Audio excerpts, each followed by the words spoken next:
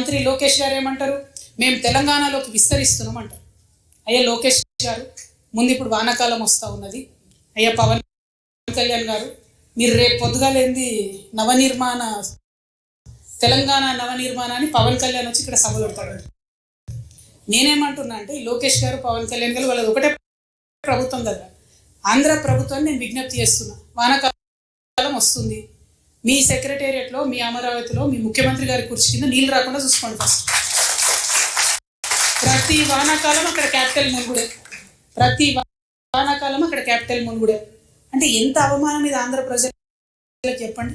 నాయకులేమో వాళ్ళు ఇప్పటికీ కూడా ఆంధ్ర మంత్రులు వచ్చి హైదరాబాద్ ఆపరేషన్లు చేయించుకొని పోతారు. 12 ఏళ్ళు అయింది, అక్కడ కట్టుకోరాదని హాస్పిటల్. మీ ప్రజలకు ఎట్లా మరి? మీరంటే కార్లు ఉన్నాయి, రయ్యరు వచ్చిపోతారు. ప్రజలకు ఎట్లా? వాళ్ళు ఎక్కడికి పోవాలి? అయితే నెల్లూరులో ఉన్న వాళ్ళు చెన్నైకి పోవాలి, అక్కడ ఉన్న వాళ్ళు బెంగళూరు పోవాలి, అనంతపురం వాళ్ళు లేకపోతే విజయవాడ దగ్గర ఉన్న వాళ్ళంతా హైదరాబాద్కి రావాలి. అంటే ఇప్పటికీ కూడా మీ ప్రజలకు హాస్పిటల్ కట్టరు, ఇప్పటికీ మీ ప్రజలకు కావాల్సిన వసతులు ఇయ్యరు. మీ రాజకీయ అవసరాల కోసం మాత్రం తెలంగాణ మీద పడేస్తారు.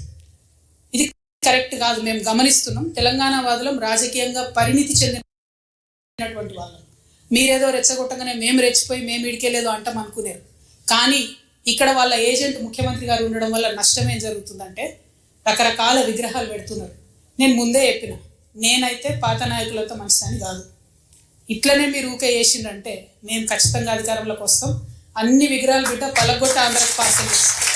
నేనైతే అంత ఓపిక మంత్రాలని కాదు, అంత విశాల హృదయం లేదు నాకు.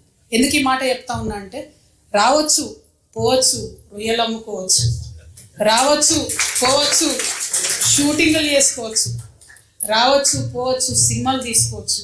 వ్యాపారవేత్తలకైతే ఎర్ర చివాచి వేసి వెల్కమ్ చేస్తాం.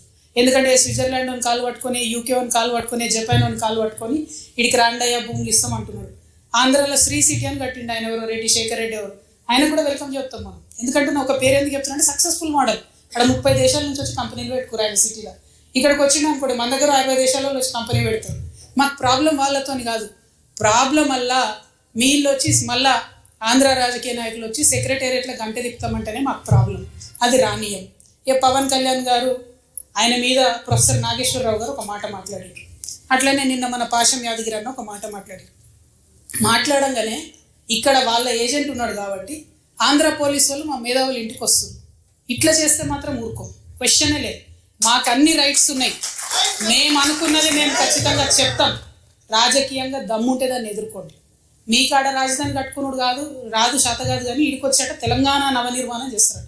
మా పని మేము చేసుకుంటాం, మా నిర్మాణం మేము చేసుకుంటాం, మా కథలు మేము పడతాం. రాష్ట్రం విడిపోయింది, ప్రజలు విడిపోలే.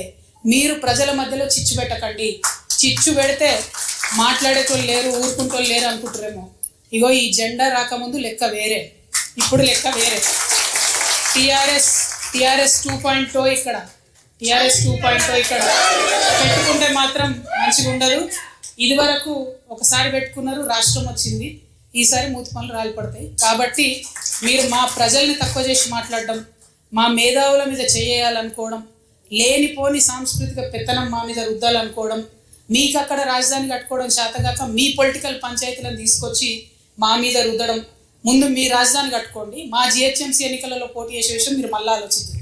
మా జిహెచ్ఎంసీలో ఇక్కడ సెటిల్ అయ్యి ఇక్కడ ఉన్నటువంటి ఆంధ్ర బిడ్డలు మా వాళ్ళు.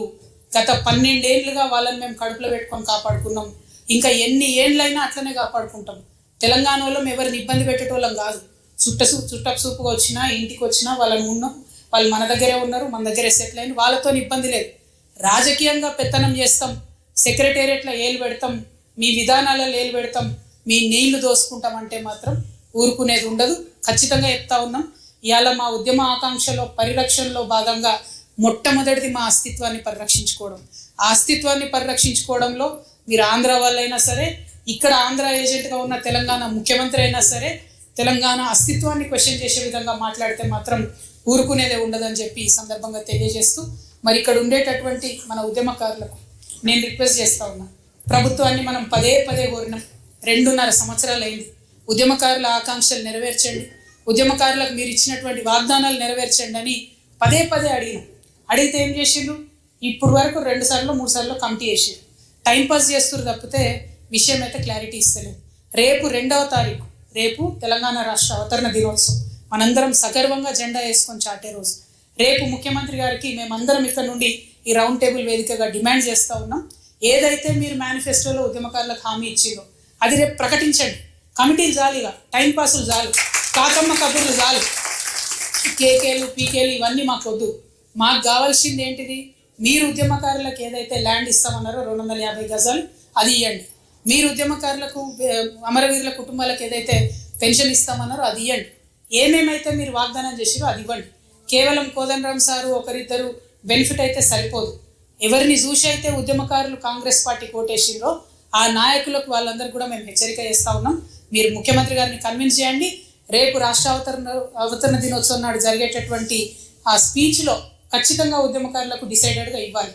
లేకుంటే ఇదివరకే అనుకున్నాం మేము భూముల ఆక్రమణ చేసుకుంటామని. ఇవాళ వాస్తవానికి ప్రభుత్వ భూమిని ఆక్రమించుకునే కార్యక్రమం ఉండే. కానీ తెలంగాణ వాదులందరికీ కూడా ఈ ఆంధ్రోలు చేస్తున్నటువంటి కన్ఫ్యూజన్ని సవివరంగా వివరించాల్సినటువంటి అవసరం ఉండే కాబట్టి ఆ ప్రోగ్రామ్ని రౌండ్ టేబుల్కి మార్చుకోవడం జరిగింది. ఎందుకంటే మనం ఆగం కావద్దు. లోకేష్ బాబు నేను ఎక్స్పాండ్ చేస్తాను కానీ ఇదేం సామ్రాజ్యం కాదు, ఎక్స్పాన్షన్ కుదరదు. దాని వెనుకున్న విషయాన్ని అర్థం చేసుకోవాలి. వాళ్ళు అక్కడ లోకల్ పంచాయతీ ఉండి తెలంగాణకు వస్తాం, ఇక్కడికి వస్తాం అంటారు. ఇదివరకు ఇక్కడికి ఆంధ్ర పార్టీలు వస్తే వాటికి ఇక్కడ ఎగ్జిస్టెన్స్ లేదనే పంపించారు కదా ప్రజలు. ఇది ప్రజాస్వామ్యం, ఎవరైనా రావచ్చు, పోటీ చేయొచ్చు. కానీ ప్రజలు ఓట్లేరు అన్న విషయం తెలిసింది కాబట్టే ఇక్కడ దుకాణాలు బంద్ పెట్టుకొని అక్కడ పోయిండ్రు. ఇవాళ రాజకీయాల కోసం మాట్లాడుతున్నారు. కాబట్టి ఆ విషయాన్ని మనం ఖండిస్తూనే మనకు మన రాష్ట్రంలో మన ప్రభుత్వం నుంచి రావాల్సినటువంటి అంశాల మీద, ఆకాంక్షల మీద అందరం కూడా మాట్లాడాలని చెప్పి మళ్ళీ ఒకసారి కోరుకుంటూ ఇప్పుడున్నటువంటి ముఖ్యమంత్రి గారికి కూడా హెచ్చరిక చేస్తున్నాం. మీరు గోదావరి కావేరి లింక్ ప్రాజెక్టు పోలవరం నుంచి పోతుందంటే ఒప్పుకొని సంతకం పెట్టి వచ్చింది. నీటి హక్కులను వదులుకుంటున్నారు. కరెక్ట్ కాదు. కేంద్ర ప్రభుత్వంతో సత్సంబంధాలు ఉన్నాయని చెప్తున్నారు కానీ రాష్ట్రానికి రావాల్సిన నిధులు తెచ్చుకోలేకపోతున్నారు. అది కూడా కరెక్ట్ కాదు. సో రాష్ట్ర డెవలప్మెంట్లో కూడా మనం ఏం కార్యక్రమాలు చేయాలో కూడా మీరందరూ సలహాలు సూచనలు ఇవ్వాలని కోరుతున్నాం. ఎందుకంటే టీఆర్ఎస్ పార్టీ పెట్టిన రోజు చెప్పినాం 5 అంశాల మీద మేము ఫోకస్ చేస్తూ ఉన్నాం.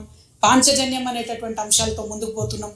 తెలంగాణ ప్రజలందరికీ ఉచిత విద్య రావాలి, ఉచిత వైద్యం రావాలి, మన వ్యవసాయంలో రైతే రాజు అనేటటువంటిది ఒక నినాదం కాదు, విధానం కావాలి. అదేవిధంగా యువతీ యువకులందరికీ కూడా 2 లక్షల నుంచి 20 కోట్ల రూపాయల వరకు రుణాలు ఇవ్వాలి. అన్నిటికన్నా ఎక్కువ మనందరం కలలు కన్నటువంటి సామాజిక తెలంగాణ నిజం చేసుకోవాలి. సబ్బండ వర్గాలకు పాలనలో ప్రాతినిధ్యం రావాలి. ఈ అంశాలన్నింటినీ ముందుకు తీసుకొని వెళ్తా ఉన్నాం కాబట్టి ఖచ్చితంగా రాష్ట్రం తెచ్చుకున్నటువంటి వాళ్ళమే ఇక్కడ అందరం కూడా ఉన్నాం.